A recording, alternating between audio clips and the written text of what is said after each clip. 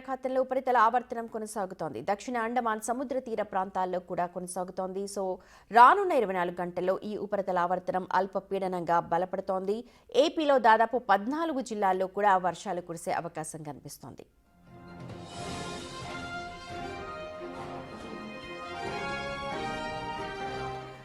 ఉపరితల ఆవర్తనం ప్రభావంతో ఇటు తూర్పుగోదావరి, కాకినాడ, కోనసీమ, పశ్చిమ గోదావరి, ఏలూరు, ఎన్టీఆర్, కృష్ణా జిల్లాలతో పాటు అటు గుంటూరు, బాపట్ల, ప్రకాశం, నెల్లూరు, తిరుపతి, చిత్తూరు సహా రాయలసీమలోని కొన్ని జిల్లాల్లో ఓ మోస్తరు నుంచి భారీ వర్షాలు కురిసే అవకాశం ఉంది అంటూ వాతావరణ శాఖ హెచ్చరికలను జారీ చేసింది.